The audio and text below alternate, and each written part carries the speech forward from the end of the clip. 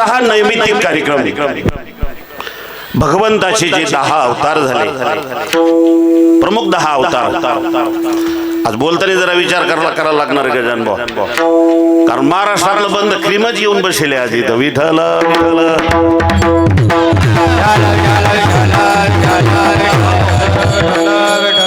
मला जर माहित असतं की इतके लोक येणार आहेत तर मी तिकडून सोनाटीहूनच वापस गेलो असतो। विठ्ठल विठ्ठल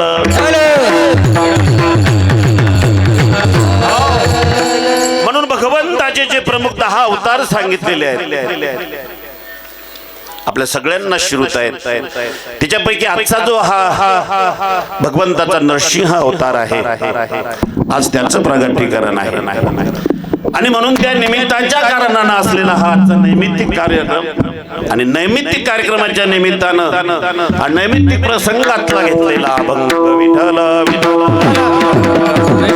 आणि म्हणून भगवंताचं जे प्रगटीकरण आहे त्या निमित्तानं हा गेली 4 वर्षापासून म्हणजे गेली अनेक वर्षापासून हा कार्यक्रम इथं लेहणी या गावामध्ये सुरू आहे। परंतु हरिभक्तपरायण युवा कीर्तनकार आमचे धनंजय महाराज देशमुख यांच्याकडे 4 वर्षापासूनची ही सेवा भगवंताच्या जन्माची आलेली आहे आणि म्हणून ज्याला संतांची सेवा असेल, भगवंताची सेवा असेल, अनंत महाराज म्हणतात की माझ्या दैवाला तर पारच नाही तुका म्हणे मज घडो त्यांची सेवा तरी माझ्या दैवाचा प्रश्न निर्माण केला महाराजांनी की माझं किती दैव आहे, किती माझं नशीब आहे, किती माझं भाग्य आहे। कशाचं भाग्य आहे महाराज तुमचं? महाराज म्हटले की आमच्या जीवनामध्ये संत सेवा घडली म्हणून हा या लेहणीमध्ये हा परंपरेचा कार्यक्रम आहे। मला वाटते सुखदेवबाबांच्या अगोदरपासून या कार्यक्रमाला सुरुवात झालेली आहे आणि तसं जर बघितलं तर लेहणी गावाचं काय वर्णन करावं महाराज म्हटले जेथे वसते हरीचे दास काय परिणाम होतो महाराज? पुण्य पिके पापानाश। अशा पद्धतीचं या ठिकाणी ही हरिभक्तपरायण मंडळी भगवंताच्या सेवेनं आणि संत सेवेनं ज्यांचं जीवन नटलेलं आहे, त्यांच्या जीवनामध्ये भक्ती आहे, प्रेम आहे, श्रद्धा आहे आणि ज्या गावामध्ये या परंपरेतली मंडळी असते महाराज त्या मंडळीसाठी हा अशा प्रकारचा सोहळा म्हणजे ही पर्वणी आहे आणि त्यांच्या दृष्टीने हा पर्व काळ आहे। विठ्ठल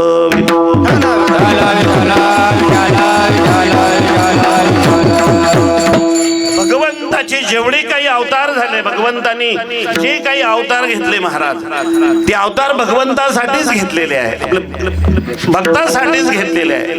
मग भक्ताचं रक्षण असेल आणि अनंत अवतार घेतले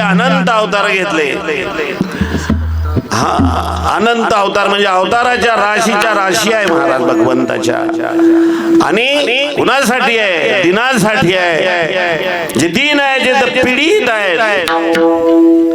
आणि म्हणून जे या मानवी जीवनाला येऊन जे आपला मार्ग भटकलेले आहेत अशांना मार्गदर्शन करण्यासाठी सुद्धा देव आणि संत या मृत्यू लोकांमध्ये अवतरित झालेले आहेत आणि म्हणून भक्तांचं रक्षण व्हावं, धर्माचं रक्षण व्हावं। धर्मावरती जेव्हा ग्लानी येते, आपण ऐकलं नेहमी यदा यदा हि धर्मस्य ग्लानिर्भवति भारत, अशा प्रकारची जेव्हा ग्लानी येते धर्मावर असेल, देशावर असेल, अशा वेळेला संत हे पेटवण्याचं कार्य करतात, ते स्फुल्लिंग पेटवण्याचं कार्य करतात आणि एकदा का माणसाच्या मनातली स्फुल्लिंग पेटली महाराज की मग तो संसार असो का परमार्थ असो, तो संसारही असेल तर त्या नेटानं केल्या जातो आणि परमार्थ जरी असेल तरी त्या नेटानं केल्या जातो। पण केव्हा त्या माणसाची मनही पेटवल्या जायला पाहिजेत।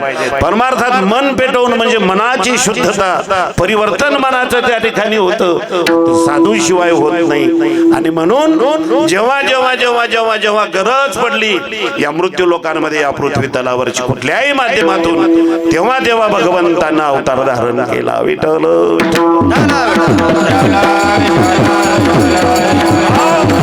आणि म्हणून मी ऐकलेलं आहे, आता इथं इथं बसलेली बरीच ज्ञानी मंडळी आहे, परंतु मी गुले बाबांच्या मुखातनं त्या ठिकाणी ऐकलं. बाबा म्हटले की भगवंताचा नरसिंहाचा जो जन्म आहे, जे प्रगटीकरण आहे, जे अवतार आहे, तो दिवसा 12 वाजता झाला. आणि नरसिंह भगवंतानं जेव्हा आपलं रूप प्रगट केलं, कुणाला? दुष्टाचं मर्दन करण्यासाठी जेव्हा रूप प्रगट केलं, तेव्हा तो संध्याकाळ म्हणजे दिवस आणि रात्रीच्या मधातली जी संध्या आहे तो काल आहे. पण भगवंताचं प्रगटीकरण आज दुपारी 12 वाजता. विठ्ठल. आणि म्हणून तुम्ही आम्ही या सनातन हिंदू धर्मामध्ये तुम्ही आम्ही जीवन व्यतीत करणारी माणसं, तुम्ही आम्ही उत्सव प्रेमी माणसं. मग तो उत्सव कुठला असो, सोहळा जीवनामध्ये असावा. सोहळ्याशिवाय माणसाच्या जीवनामध्ये सोहळा येत नाही. तो सोहळा तुम्ही आम्ही संसारिकासाठी ते सोहळे वेगळे आहे, पण संतांसाठीचे सोहळे वेगळे आहेत. तुकोबाराय म्हणतात, अरे आम्ही मृत्यूला सोहळा केला राव. कारण मानवी जीवनाला येऊन मृत्यू सफल करणं म्हणजे सोहळा आहे. पण तुमच्या आमच्या सारख्याला सोहळा तो आहे की ज्या ठिकाणी आमच्या वृत्तीचं परिवर्तन होतं. तो दिवस म्हणजे आमच्या परिवर्तनाचा दिवस आहे. तो दिवस म्हणजे आमच्या मानवी जीवनाला वाट दाखवणारा दिवस आहे. म्हणून जेवढे काही पर्वकाळ तुमच्या आमच्या जीवनामध्ये येतात ते आम्हाला पथदर्शक ठरतात.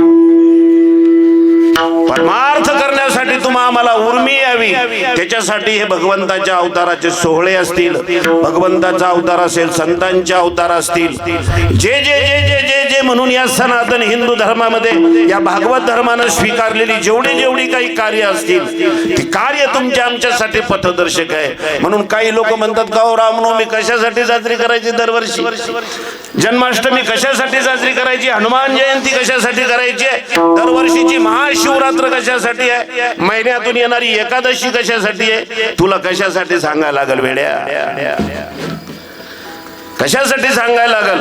25 किलोमीटर जायचं असलं तर 25 दगड आपल्याला ठिकाणी माइलस्टोन असतात रस्त्यासाठी. इथं तर आपल्याला सगळं मानवी जीवन व्यतीत करायचं आहे, त्याच्यासाठी आमच्या जीवनामध्ये माइलस्टोन असला पाहिजे. त्याच्यासाठी थांब्या थांब्यावरती आम्हाला चुणूक दाखवणारे, आम्हाला दिशा दाखवणारे त्या ठिकाणी माइलस्टोन असायला पाहिजेत. म्हणून हे जे सोहळे जीवनामध्ये आमच्या येतात, जे काही पर्वकाळ तुमच्या आमच्या मानवी जीवनामध्ये येतात, हे पर्वकाळ मानवी जीवनासाठी दिशादर्शक आणि पथदर्शक असतात.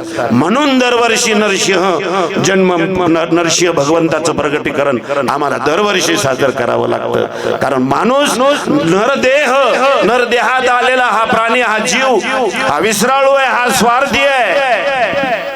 अज्ञानाचं मळभट याच्यावरती कधी चढल हे सांगता येत नाही. हा मायातीत आहे, हा भुलणारा आहे, हा विसरणारा आहे. आणि म्हणून त्याला विसर पडू नये, त्याच्या वृत्तीवरती कुठल्याही प्रकारचं जे मळ आहे तो येऊ नये. त्याची वृत्ती नेहमीसाठी स्वच्छ राहावी, त्याला भगवंताचं संतांचं त्याला स्मरण नेहमीसाठी राहावं. याच्यासाठी आम्हाला हे सोहळे साजरे करावे.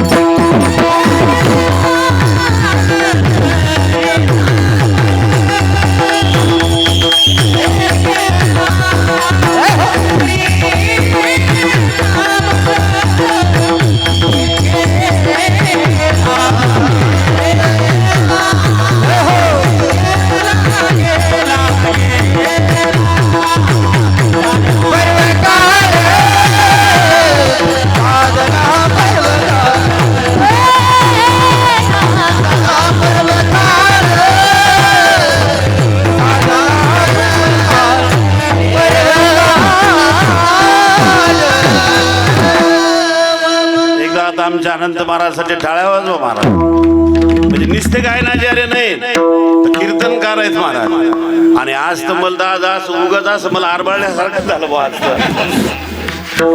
आपलं साधं बाधं काम आहे अनंत बुवा. हे सगळे माणसं पाहिले की असं गुजळण्यासारखंच उरायलं मला आज. एक एकाउनी बळी रे महाराज. माणसाचा संसार भिकार चोट असला तर चालत पुढे जाय का बरं. पण माणसाचा परमार्थ हा ऐश्वर संपन्न पाहिजे. संसाराला किंमत देणारी माणसं मला असं वाटतं की या मंडपाच्या बाहेरची असते. पण या ठिकाणी बसलेला प्रत्येक माणूस हा परमार्थिकाला आणि परमार्थिकातल्या हिऱ्यालाच किंमत देईल. तुम्हाला सांगू, मला जर यायच्या 1000 रुपयाच्या गळ्यातली घाटी भेटली ना तर 21 लाख रुपये देतो मी. बोला मग आता या घाटीची किंमत आहे की 21 लाखाची किंमत. पण ते बी म्हणतील बुवा 1 कोटी बी दिले तर देणार नाही. किंमत कशाला आहे. अहो लय रुपयावाले गेले, अहो लय पैशावाले गेले महाराज, काही किंमत नाही द्यायला. पण किंमत त्यालाच आहे. लताबाई गेल्या तरी कोण्या कोपऱ्यातून आवाज येईल. अहो जीव द्यायला चालले लोक वापस आले. त्याचा बाप म्हणला 25 एकर तुझ्या नावानं करतो. बापाला म्हणे काढी लाव त्या 25 एकराला. पण लताबाईच्या गाण्याचे स्वर कानावर पडल्यावर थांबलं, गचकलं त्या जागेवर. इथं आज उभं राहिलं ते. लताबाईच्या गाण्याचे बोल त्याला पडलं, भुरकून मांग कळलं ते. ताकद आहे महाराज. संगीतानं दिवे लागायचे म्हणतात, दिवे लागायचे. आता लोकांचे दिवेच लागत नाही. आता म्हणता म्हणता मी म्हणणारा मेला बी तरी आता लागेल दिवाळी जल. त्याला बी अक्कल लागल ना. अक्कल गायन मला येत नाही आजारे बाबा, मला काहीच येत, मला याच्यातलं काही समजत नाही. इतकं स्पष्टपणे सांगणारा माणूस मूर्ख असू शकत नाही. हे बी तितकंच उठतंय माणसाला. मोठे पण तुमचं कशात आहे अज्ञान. तुम्ही संसारामध्ये तुमचं अज्ञान झालं. मी जर म्हटलं की माझ्याजवळ 10 कोटी आहेत, स्वामीजी म्हणतील असतील ना, कपड्याहून वाटतं 10 कोटी असतील. पण मी जर म्हटलं मी संगीत विशारद व्हायले आणि पहिल्या रामकृष्ण हरित जर समजा नागडी आतल्या चाकत गेला, लोक म्हणतील तो विशारद तुझ्या घरी ठेव. काय मोठे पण बडायक्या कोणाजवळ माराव्या. बापाजवळ बडायक्या नाही मारू, दुसऱ्याच्या बापाजवळ बडायक्या मारावा. पण आपल्या बापाजवळ बडायकी मारू नाही. विठाला विठाला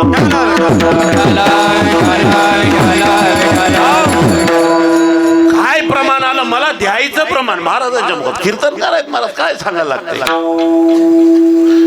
देव तिळी आला गोडे गोड दिव झाला, गेला अंतरीचा मळ. पण कशानं.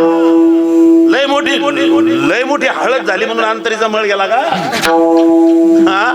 लय मोठा बंगला बांधला मग अंतरीचा मळ गेला का. वाढला. महाराज म्हटले साधला हा पर्व काळ माझ्या जीवनामध्ये. हा नरसिंह जन्म हा पर्व काळ माझ्या जन्मामध्ये आला, माझ्या जीवनामध्ये आला. रामनवमीचा पर्व काळ माझ्या जीवनामध्ये आला. कृष्ण जन्माष्टमीचा पर्व काळ माझ्या जीवनामध्ये आला. काय महाराज हे पर्व काळ माझ्या जीवनामध्ये आल्यामुळे गेला अंतरीचा मळ. अंतरातला मळ कशाने जातो. माणसाच्या जीवनामध्ये जेव्हा पर्व काळ साधला जातो. म्हणून दरवर्षी आम्हाला प्रत्येक वर्षी हे आमच्या जीवनामध्ये आम्ही हे पर्व काळ साधले गेले पाहिजे. तसा तर महिन्याला पर्व काळ आहे, वर्षाचे 24 पर्व काळ आहेत. बारदुनी 24. आता आपण धरत नाही एकादशी, तो विषय वेगळा. म्हणून एकादशीच्या दिवशी तरी भजने न कीर्तन करा वाजवणार ध्यान ठेवा. नाही तर घरपालकान म्हणलं बस जेवायला की लगेच बसू नाही एकादशी दिवशी. म्हणून मी तुम्हाला आज विचारलं नाही जेवणाचं काय मिळेल. मी आज उपास असतो. विठाला विठाला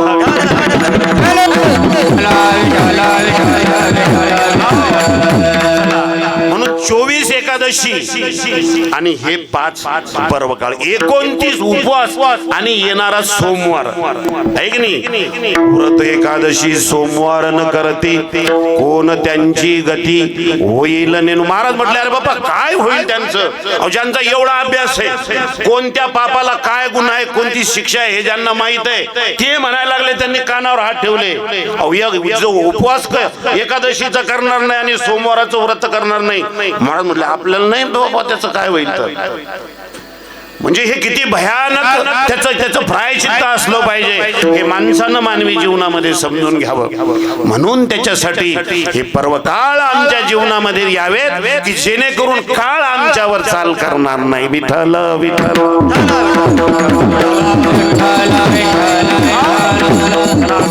आणि म्हणून त्या निमित्तानं हा कार्यक्रम हरिभक्त परायण आमचे देशमुख महाराज, धनंजय महाराज देशमुख युवा कीर्तनकार आहेत महाराज. बरेच कीर्तन महाराजांची ऐकली. त्यांनी सांगितलं माझ्याबद्दल काही बोलूच नका, पण आता तुमच्याबद्दल नाही बोलायचं तर मग आता बोलायचं कोणाबद्दल. आता हे आजचं कीर्तनच असं होईल, प्रत्येकाचं 5-5 मिनिटं मी बोलले हजारे बाबा, तर मला असं वाटतं की हे कीर्तन 1 नंबर होईल. कारण उभी राहिलेली आणि बसलेली माणसं त्या तोला मोलाचीच आहेत महाराज. म्हणजे समाज जरी थोडा दिसत असेल आहे की नाही, घर जरी लहान दिसत असेल, पण तिन्ही खोल्यात गचपोते भरेले आणि इकडं लय मोठा वाडा असतो, पण इकून वारा आला की तिकून सटकनच निघून जातो. काय करायचं, आग लावायची त्याला आहे की नाही. म्हणजे कणसट माल आहे, कणसट असे दाणे असे. बाबा मृदंगाचार्य तर काय पायाचंच काम नाही बाबा, काय पाया लागते आहे की नाही. भगवंतानं द्यायच्या शरीराची निर्मितीच त्याच्यासाठी करेल. अहो त्याचं बोट धरायचं असं आपल्याला दोन्ही हाताने असं धरावं लागतं. मृदंग वाजवायला काय पाहिजे, हजारे बोट ठेवण पाहिजे शरीराची, नाही तर बोट इतकुरे मृदंगाचार्य कसं काय मिळ बसला नाही भेटू बसणार आहे की नाही. म्हणून भगवंतानं प्रत्येकाच्या शरीराची. आता लोक मला धरून बापू ना कसं बोलवलं मला माहित नाही, माझ्यात काय. पण काय मी माझ्या वडिलांसोबत बाजारात जायचो, आम्हाला डोंगरगावचा बाजार होता, बाजारात जायचो वडिलांसोबत. मी वडिलाला कधी कधी म्हणायचो 5-6 बैल असायचे, कधी ना कधी 4-6 महिन्याला बैल बदलायचं काम पडायचं. आता मी लहान असल्यामुळं मी कोणत्या बैलाकडे बोट दाखवायचो, जुमायासारखा पतला सतलाय त्याच्याकडे. लक्षात आलं तुमच्या. बाबा म्हणायचे हे डोर काही कामाचं नाही. मी म्हणायचो काहून, ते तर चांगलं 2-3 क्विंटलचं दिसते बाबा म्हणूनच पाहिजेत. नाही कशासाठी बोलायला लागलो, मला त्यांनी कसं बोलवलं माहित नाही, पण गावगाव मला बोलवतात फक्त मग असं हे पतलं सतलं शरीर पाहूनच बोलवतात. ते म्हणतात बाकी काही नसलं चला पण महाराज शोभून दिसतो. विठाला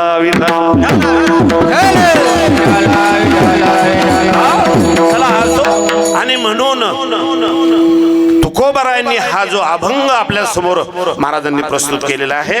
महाराज म्हटले की भगवंताचं जे कार्य आहे ते कार्य स्पष्ट करत असताना तुकोबाराय म्हणतात, घेऊन या चक्र गदा हाची धंदा. देवाचा धंदा सांगितला, देवाचा व्यवसाय सांगितला, देवाचं कार्य सांगितलं. मला असं वाटतं आपण अशा पद्धतीने आता चिंतन करू शकतो की जीवाचा धंदा, संतांचा धंदा आणि देवाचा धंदा हे 3 धंदे पाहू आणि थोडस चरित्रावरती भगवंताचे चिंतन करू आणि कीर्तनाला पूर्णविराम देऊ. पहिल्यांदा आपण जीवाचा धंदा बघू. विठ्ठल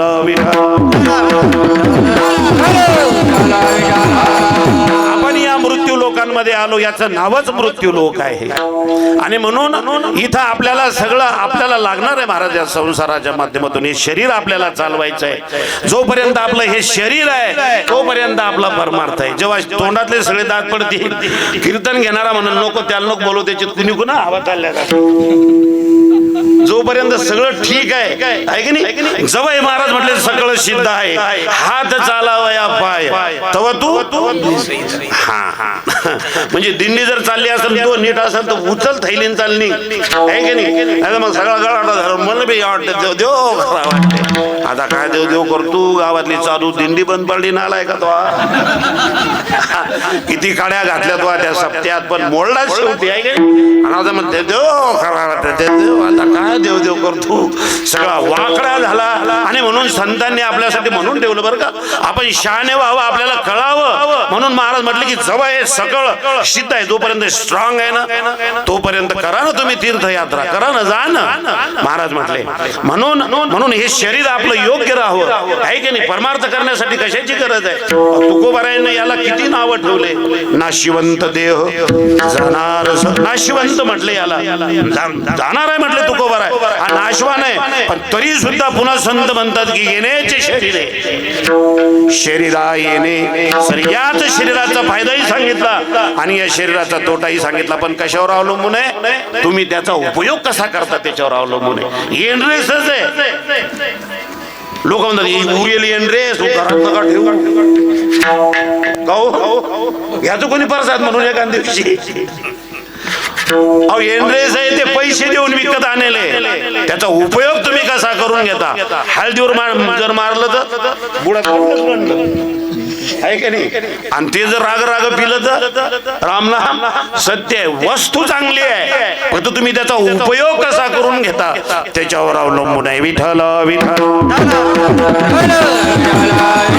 म्हणून आम्हाला हे मिळालेलं मानवी शरीर हे एकाच गोष्टीसाठी मिळालेलं आहे आम्हाला, आणि आम्ही त्याच्यासाठी ते वापरायला पाहिजे.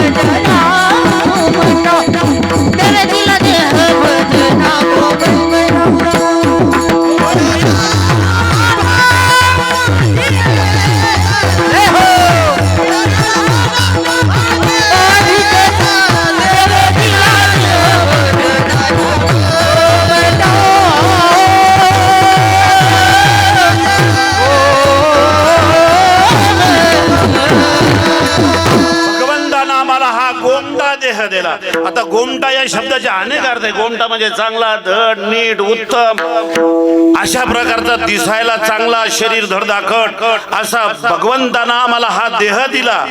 निस्ता देह देऊन थांबला नाही, भगवंत देह देऊन थांबला नाही महाराज. त्याच्यामध्ये पाठवी शक्ती दिली, हात दिले उचलायची ताकद नसती दिली, डोळे दिले असते आणि त्याच्यामध्ये दृष्टी दिली नसती, पाय दिले असते, हे पाठवी शक्ती दिली. हे भगवंताचे आमच्यावरती उपकार आहे.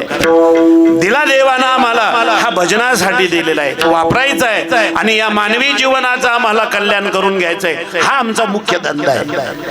पण हा धंदा ज्याला आम्ही सोडू आणि आम्ही धंदे धरले, काय देव धंदा सोडून दिला आला, आम्ही धंदे धरले. आता तुमच्या आमचे सगळ्याचे धंदे. महाराज काय म्हटले हरिपाठामध्ये, फार सुंदर बोलले महाराज. काय अरे तू इतक्या सायासानं, एवढ्या आनंदानं, एवढ्या साया सकर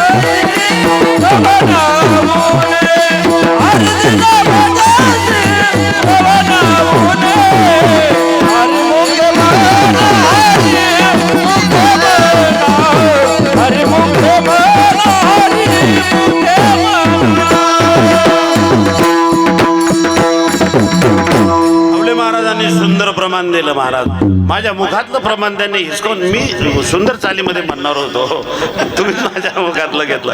ज्याला कळाल त्याला धन्यवाद. विठाला विठाला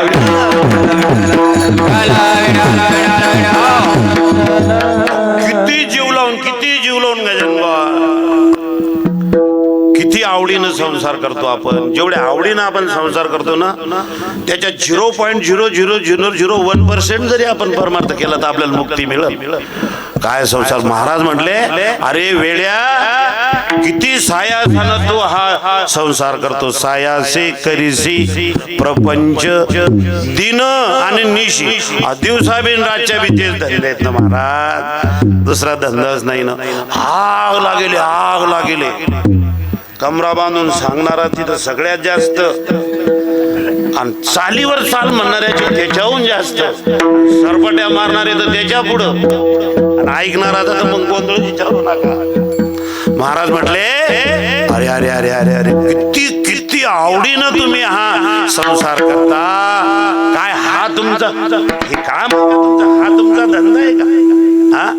महाराज म्हटले, अरे असा व्यापार करा, असा धंदा करा की त्या धंद्यामध्ये आपलं हित असलं पाहिजे. त्या धंद्यामध्ये आपलं हित असलं पाहिजे.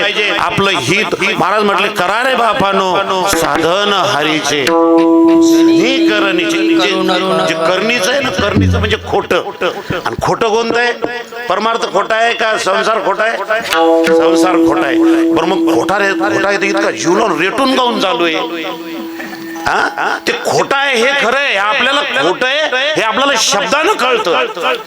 हे शब्दानं आपल्याला कळतं, पण खरंच खोटं आहे का हे आपल्या वृत्तीमध्ये इतकं असं भिन्न आहे का ते आपण त्याच्याशी इतके एकरूप आहो का? ते एकरूप होण्यासाठी महाराज म्हटले की तीन रजनी हाची धंदा. आणि जेव्हा ते नुसते पवाडे चालतील त्याचे, तीन रजनी हाची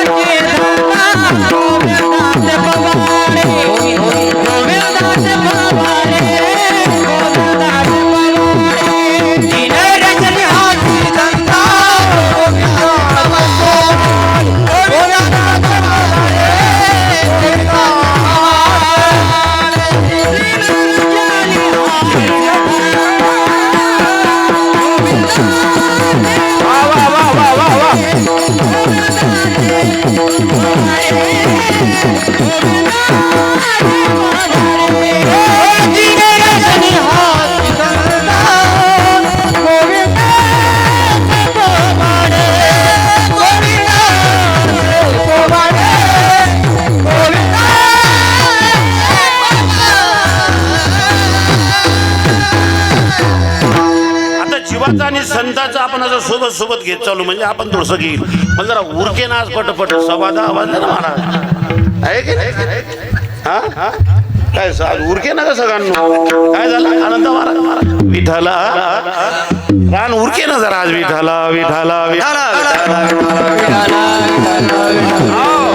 मी तुम्हाला जीवाचाही धंदा सांगितला. सायाशी करशी प्रपंच दिननेशी हरीशी न भजशी कवन्या गुणे.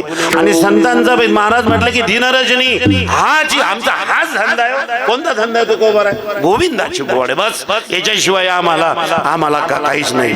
तुकोबाराय म्हणले करा ते मी सांगितलं तुम्हाला, प्रमाण सांगून गेलो. हित ते करावे देवाचे भजन चिंतन भजन काय असेल तेने नारायण देईल भेटे. धंदे महाराज, धंदे आहे. पण ऐका, आमचा धंदा चुकला म्हणून आम्हाला जीवनामध्ये तोटा. संतांचा धंदा चुकला नाही आहे की नाही, म्हणून त्यांच्या जीवनामध्ये तोटा नाही. आणि हे जीवाचं झालं, संतांचं झालं. जीवाचं तर त्याच्याहून फार वेगळं आहे. संतांना त्याच्यामध्ये तोटा आहे फायदा आहे हा संतांचा विषय नाही.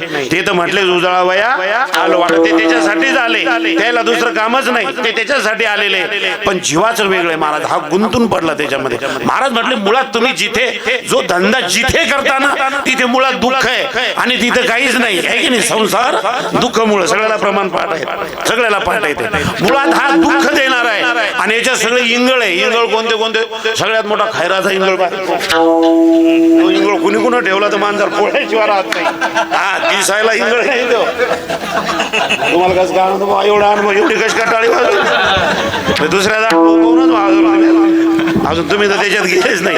लय खतरनाक इंगळे महाराज. सुरुवातीला असं बरा वाटते पण हा, पण जेव्हा प्रत्यक्ष त्याचा अनुभव येतो ना, अनुभव आल्याच्या नंतर कळतं मग हे कोणत्या जातीचा इंगळे.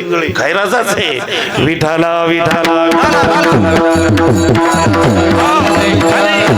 आणि बाकीचे बी इंगळे, पण बाकीची इंगळ कोणती? काही एरंडाची इंगळ, म्हातारी एरंडाचा इंगळ.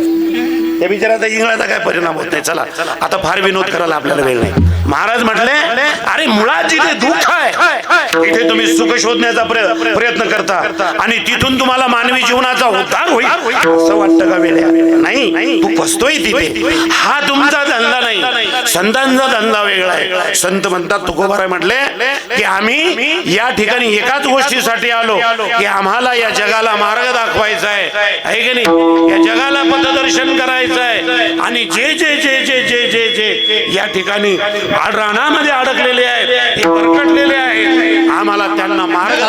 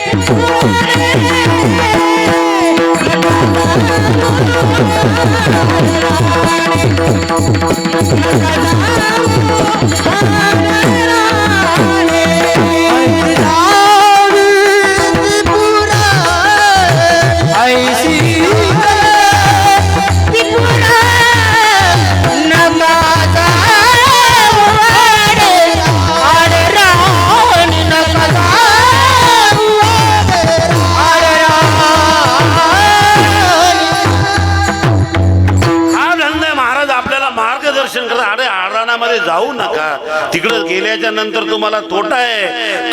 तुम्हाला त्या ठिकाणी गेल्याच्या नंतर उद्धाराचा मार्ग सापडणार नाही आणि मिळालेलं मानवी जीवन उद्धारासाठी. ऐका, जीवाचा धंदा झाला, संतांचा धंदा झाला, देवाचा धंदा काय? अभंगाचा.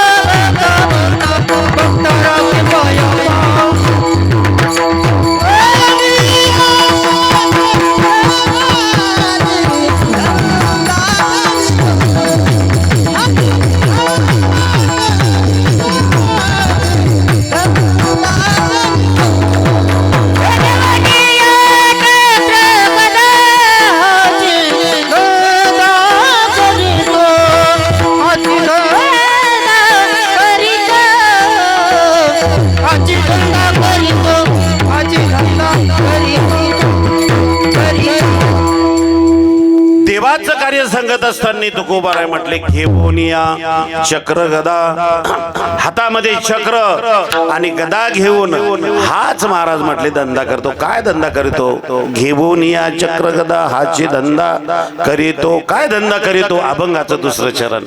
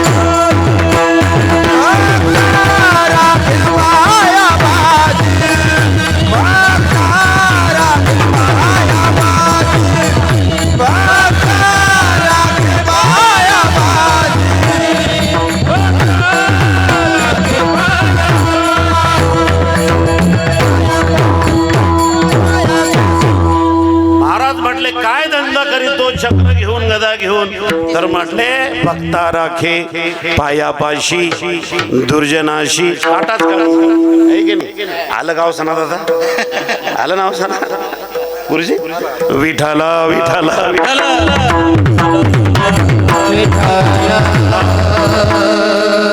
देव हातामध्ये चक्र घेतो, गदा घेतो. गदा बर का, मी एका लय मोठ्या कीर्तनकाराचं माफून बोलतो गजानन बा. गदा सांगा आता काय करावं. गदा मराठी भाषा जोर देणं एखाद्या शब्दावर, ज्याला इंग्लिश मध्ये ट्रेस म्हणतात. ट्रेस बुवा, ट्रेसला लय किंमत आहे बरं का. काही काही लोकांनी तुकोबारांना सुद्धा आवरलं नाही. तुकोबाराने सुद्धा शब्दाचं महत्व सांगताना म्हटले तुकोबाराय आमा घरी धन. शब्दाची किंमतच नाही महाराज. रत्नाची किंमत होईल पण शब्दाची किंमत होत नाही. कुठल्याही जहरापेक्षा आणि कुठल्याही अमृतापेक्षा शब्द डेंजरस आहे. किती विषारी असू द्या नाग, एक लहऱ्या त्याच्याही पेक्षा पुढे शब्द आहे. कुठल्याही नागाचं विष उतरल गजानन भाऊ, पण शब्दाचं विष उतरत का? शब्दाचं विष उतरतच नाही.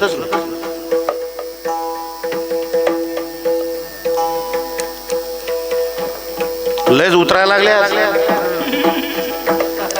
दणकेच बसायला लागले त्याच्यावर. चोटपट चालू आहे द्यायची. विठाला विठाला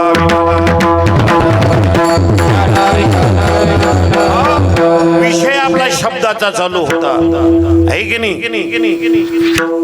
माऊली तर त्याच्यापेक्षा बी म्हणतात, बोलताना माणसानं कसं बोलावं. ते रसाळ साज आणि मवाळ, असं साज असलं पाहिजे, मवाळ असं वस्कन नाही धावू. आणि आपल्याला ते वस्कन धावायची सवयच व्हायची, कारण घरात वस्कनच आहे ना आपल्याला. आपलं काही एवढं प्रेम नाही का. की नाही? चला असो. आणि म्हणून शब्द फार महत्वाचे आहेत, शब्द फार महत्वाचे. चला असो, आपल्याला तिकडे जायचं नाही. महाराज म्हटले की देव काय धंदा करतो, काय घेतो धंदा करत असताना, जसं आपण तुम्ही आम्ही धंदा करतो. आपला जर शेतकऱ्याचा धंदा असेल तर आपल्याकडे काय साहित्य असतं? शस्त्र काय असतात? डवर, वखर, इळत, आगुली, साखळ्या नागराच्या. आता तर हे जानखोड, फाउंड, हे तर नवीन पोराला तर काहीच माहित नाही. हे आपले शेतीचे अवजार आहे की नाही? एखादा न्हावी समाजाचा असेल तर त्याच्याकडे कैची असली पाहिजे, वस्त्र असला पाहिजे, आहे की नाही? जर मृदंगाचार्य असतील तर त्याच्याकडे त्याचा मृदंग असला पाहिजे. एक जण मृदंग आणून देणारा, एक जण त्याचं गुंडा काढणारा, पीठ काढणारा, एक जण इतकी ही व्यवस्था त्याची असली पाहिजे, की नाही? कीर्तनकार असला तर त्याच्या संग गाडी आणणारा असला पाहिजे, एक थैली धरणारा असला पाहिजे. म्हणजे हे शस्त्र झाले आपले, हे साहित्य झालं आपलं. तसं देवाचं काय महाराज म्हटले की तो हातामध्ये चक्र घेतो, गदा घेतो, घेऊन या चक्र गदा. आणि त्याचा धंदा एकच आहे की जिथं चक्राची गरज आहे तिथं चक्र, आणि जिथं गदेची गरज आहे तिथं धडाका, तिथं दुसरं काहीच नाही त्याच्याजवळ. विठाला विठाला. देवानं आपल्या भक्ताचं रक्षण करण्यासाठी वेळ प्रसंगी देवानं चक्र बी चालवलं, आणि आपल्या भक्ताचं रक्षण करण्यासाठी देवानं गदा बी चालवली. आपलं त्याच्यावर फार बोलायचं नाही, पण आपल्याला सगळ्यांना माहित आहे महाभारती युद्ध झालं आणि कौरवांनी अशी सैन्याची जमवाट केली की त्यांच्या त्या व्यूहामध्ये घुसता येत होतं पण बाहेर पडता येत नव्हतं, आहे की नाही? पण जे क्षत्रिय असतात ते क्षत्रिय युद्धाला पण घाबरत नाही, आहे की नाही? आणि जे क्षत्रिय नसतात ते नुसता बंदुकीचा आवाज बी आला की म्हणजे म्हणतात आतल्या घरात जाऊ दे. पण क्षत्रिय जसं तिकडं युद्ध सुरू झालं की क्षत्रियाचे बाहू फुरफुरतात, आहे की नाही?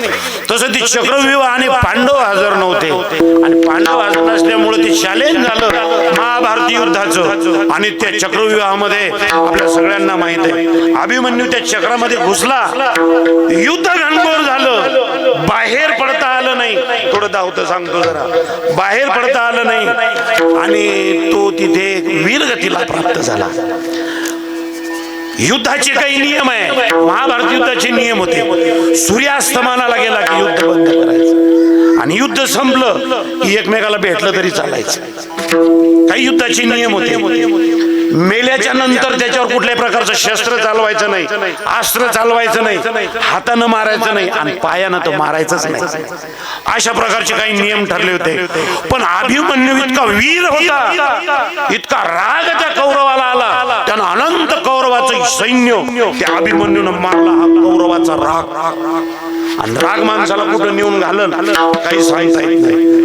अभिमन्यू पडला युद्धामध्ये, पडल्याच्या नंतर तो जयद्रथ गेला, राग आलेला होता त्याला, त्यानं हातानं मारलं, बाणानं मारलं, त्याला मेल्यानंतरही मारलं, आणि नालायकानं जाता जाता त्याला लात मारली. लात मारल्याच्या नंतर हा अपमान, एवढा मोठा शूर बलवान हा योद्धा आहे, हा रणांगणामध्ये पडलेला आहे, धारातीर्थी पडलेला आहे, हा वीरगतीला गेलेला आहे. आणि वीरगतीला जाऊन सुद्धा त्याला लाथन मारल्या जात. हा अपमान हा पंचाली पर्यंत गेला, आणि बाई बसली फुरगटून. काही झालं तर चालेल म्हणे, पण या सक्रातीला कमीत कमी पावशेर आलं पाहिजे, याला झोपच लागेल. पांडव घरी आले, म्हटले काहीच नको मला, बस मला जयद्रथ पाहिजे, मला जयद्रथ मारलेला ऐकायचं आहे मला. आणि शपथच घेतली बा अर्जुनानं, दिवस अस्तमानाला जाईपर्यंत मी त्याला मारीन, नाही त्याला मारलं तर मी मृत्यूदंड अग्नी काष्ट केला. त्यानं प्रयत्न, कौरवानं तो लपून ठेवला. पांडव अर्जुनानं प्रयत्न केला पण मेळ बसला नाही. स्वतःच्या हातानं तिरडीर ते सरण रचलं आणि फेरे मारू लागला. तितक्यात भगवान श्रीकृष्ण आले. का अर्जुनराव काय कारभार चालू आहे? ते म्हणत दिसून नाही राहिलं का तुला? अरे कशासाठी शरण? शपथ खाल्ली होती कशाची? जयद्रथाला मारीन सूर्यास्त होण्याच्या अगोदर. मग चालला ना खाली. नाही जयद्रथ मला सापडला. थांब थांब थांब थांब. बाण काढ. बाण काढला. तिरकमटाला ओढ प्रत्यंच्या कानापर्यंत. म्हणे आता काय फायदा आहे? हे डोळं कुठं गेलं तू? ते म्हणे तो मग ध्यानच नाही केलं.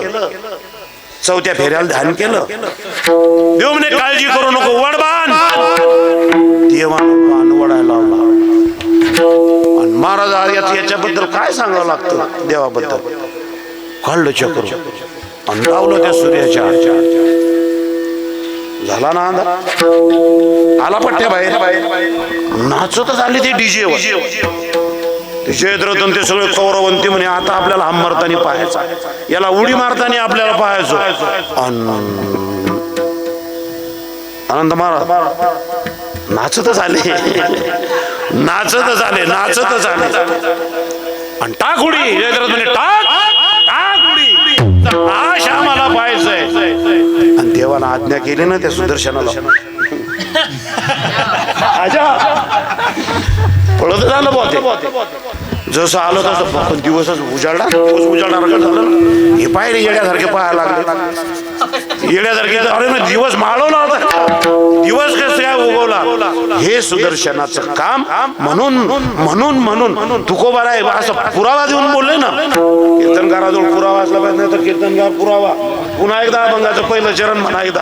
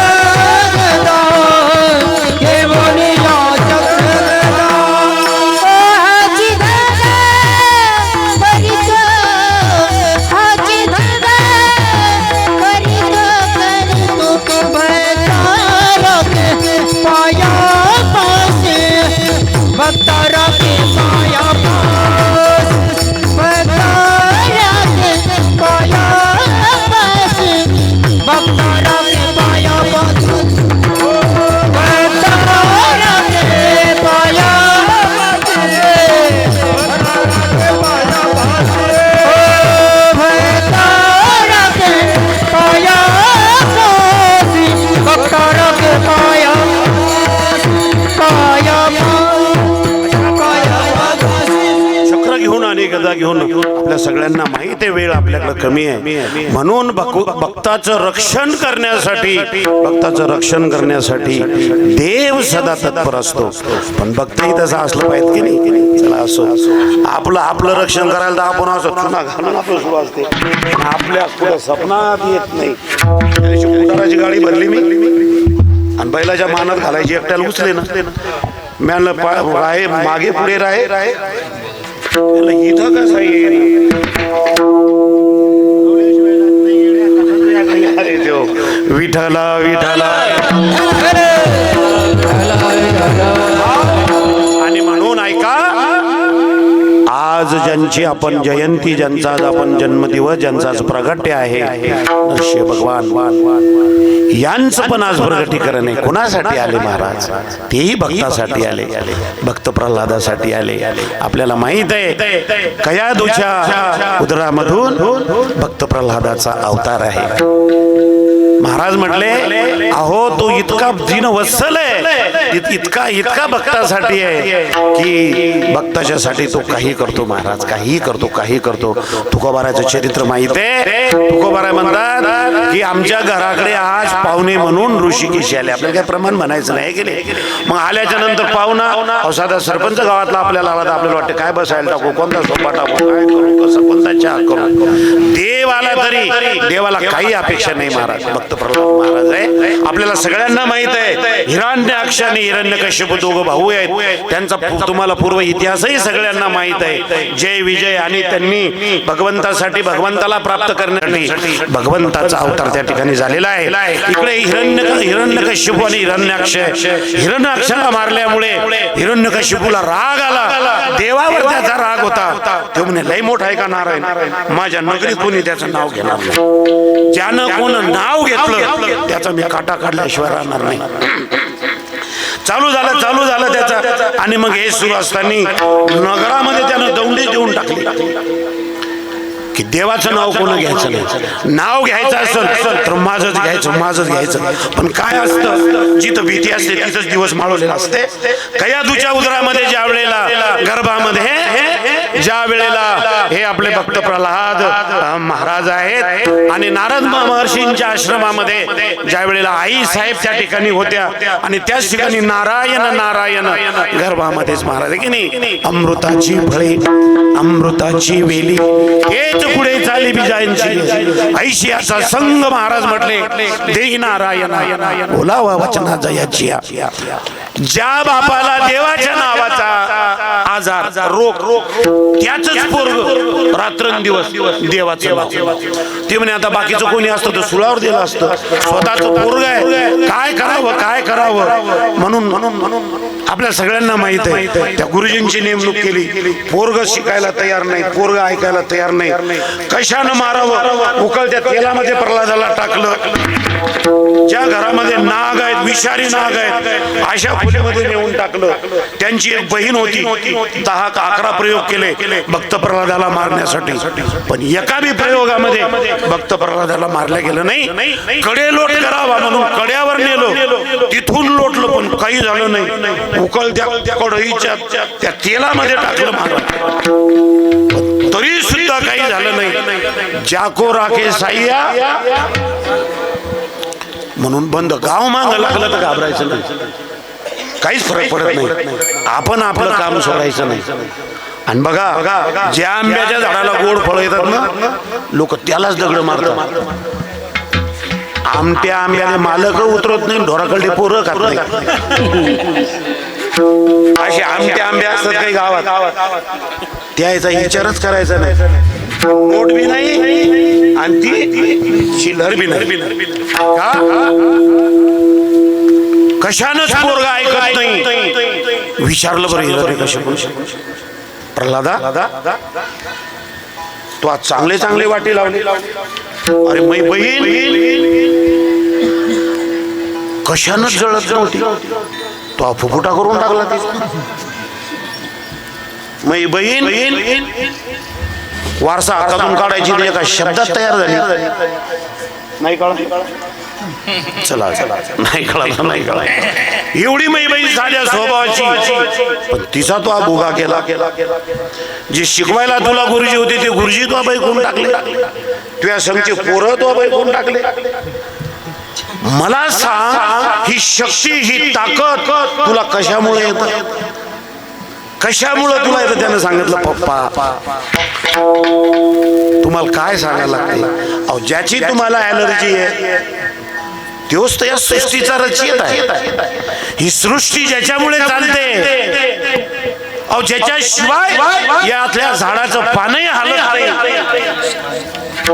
ज्याच्याशिवाय आदेश भेटल्याशिवाय समुद्र आपली रेषा ओलांडत नाही, ज्याच्या आदेशाशिवाय पर्वती बैसाखानं थंडावी आणि पृथ्वी भूते व्हावी ही आज्ञा माझी. ज्याच्या आदेशशिवाय इथं काहीच होत नाही, तोच आहे बाबा, दुसरा आहे कोण. हिरण्यकश्यप म्हणला अगोदर त्याचा काटा काढतो आणि मग तुझ्याकडे येतो.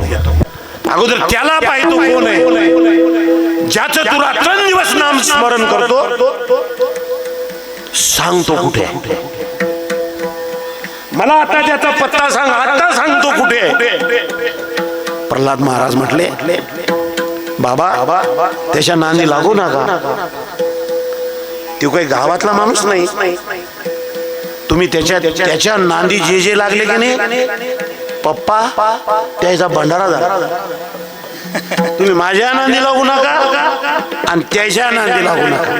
मी तुमचं पोरग आहे, काही वाटत पण प्रल्हाद महाराज हे संत आहेत आणि संतांना ज्यांनी ज्यांनी त्रास दिला त्याचा जर कलून इतिहास माणसाला कळत नाही, पण झटका बसल्याशिवाय राहत. तुकोबारायला तोंड काळे केले, फिरविले मज परी नाही धरली लाज पांडुरंगा. गाढवावर बसवलं. तुकोबाराने त्यांना शाप दिला नाही, पण देवाला पावलं गेलं. रामेश्वर भट्टांनी एवढा त्रास दिला, त्याचा भोगही रामेश्वर भट्टाला भरायचं काम पडलं. मंबाजीलाही त्याचा भोग बघायचं काम पडलं. साधूला ज्यांनी ज्यांनी त्रास दिला त्या सगळ्यांना त्याचं भोगायचं काम पडलं. देवाला राग माझं नाव घेऊ देत नाही म्हणून नाही आला, माझ्या भक्ताला त्रास देतो म्हणून भगवंताला राग आला. प्रल्हाद महाराज म्हटले, बाबा 11:15 वाजायला लागले, जनता कटाळली, तुम्ही आता लवकर या आणि हा कार्यभाग आटपून घ्या. सांग प्रल्हादा मला, तू ज्याचं ज्याचं नाव घेतो तो आहे. प्रल्हाद महाराज म्हटले की पप्पा तो कुठं नाही मला सांगा, तो नाही कुठं अशी मला जागा सांगा. अहो जळी स्थळी काष्टी पाशाणी आहे वनमाळी, जेथे तेथे कुठे बी आहे बाबा तो. बघा लेकरावर संस्कार असले लेकर असे उपसतात. हा कयादू आई साहेबांचा हा उपकार आहे. गर्भामध्ये संस्कार झाले आणि आता जर बाईला दिवस गेलेले असले तर बापा टीव्हीतल्या मालिका पोरग 12 महिन्याचं झालं की हातात एवढा दगड किती उचलला. संस्कार आहे. राजा छत्रपतीवर संस्कार जिजाबाईचे झाले तर वयाच्या 6व्या वर्षी पुण्याच्या जहागिरीत आले महाराज आणि आई साहेबाला म्हटले, आई साहेब यही पे हम महल निर्माण करेंगे. आई साहेब आमची जहागिरी बंजर असली तर चालेल. भवानी आई साहेबांनी आमच्या मनगटामध्ये बळ दिलेलं आहे साहेब, आम्ही त्या बळाचा उपयोग करू. ही जिजाऊ आई साहेबांची शिकवण आहे राजा छत्रपतीला. आणि म्हणून राजा छत्रपती शिवाजी हे राजे झाले आईच्या मुळे. आई चुकली, लेकरू बाप थोडा वेळ चुकला तर चालत, पण माय चुकली नाही पाहिजे. जिथं जिथं माय चुकली तिथं तिथं लेकरायनं पांढऱ्या बेभावात इकून टाकल्या. बाप चुकला असेल तर माग पुढे झाला असेल, पण माय चुकली असेल तर इथे असं झालं असेल. म्हणून नारी शक्ती एवढे बंधन त्याच्यासाठी असती जातीला. आई साहेब चुकल्या नाही, गर्भामध्ये संस्कार झाले. हिरण्यकश्यपूने विचारलं, सांग कुठे? या खांबामध्ये आहे का? या खांबामध्ये, या खांबामध्ये. पप्पा सगळ्याच खांबामध्ये आहे. या बाजाराने विचारच केला नाही. आजारे यानं लाद धरली आणि त्या खांबावरच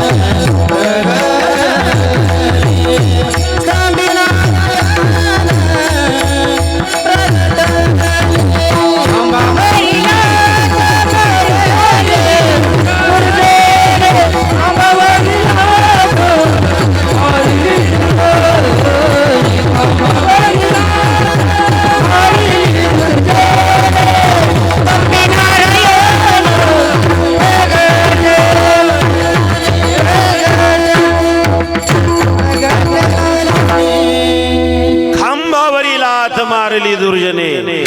आणि लाथ मारल्याबरोबर काय झालं अभंगाचं तिसरं शब्द.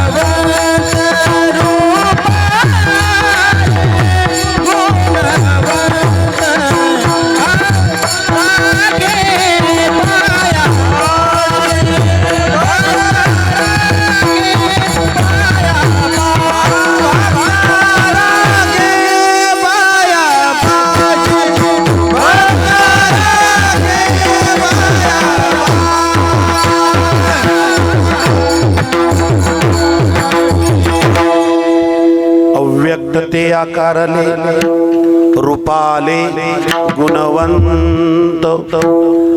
असं म्हटल्याबरोबर त्यानं लाथ खांबावर मारली. आणि खांबावर लाथ मारल्याबरोबर नरसिंह भगवानाचं प्रगटीकरण झालं. बोला नरसिंह भगवान. जे अव्यक्त होतं, जे निराकार होतं, तुमच्या आमच्यासाठी देव कळावा म्हणून आहे महाराज, आहे की नाही. रंग नाही, रूप नाही, नाही वर्ण छाया निर्गुण, तूच एक रघुराया. त्याला आकार नाही, काहीच नाही महाराज. फक्त तुम्हा आम्हाला कळावं म्हणून, तुम्हा आम्हाला कळावं म्हणून भगवंतानं हे साकार स्वरूप तुमच्या आमच्यासाठी जे अव्यक्त आहे, जे व्यक्त करता येत नाही, ते आकाराला आलं. हात पाय नाक कान डोळे असं आकाराला आलं. आणि काय रूपा आले. गुणवंत. उवंत म्हणजे जे सगळ्यांनी परिपूर्ण आहे. जसं सागर त्याला जलवंत म्हणतात, कारण पाण्याने तो पूर्ण परिपूर्ण आहे म्हणून वंत. जिथे वंत प्रत्यय लागतो ना ते परिपूर्णतेचं प्रतीक आहे. म्हणून दयावंत, जे दयेनं परिपूर्ण आहे. आपण बी दयावंतच आहे ना.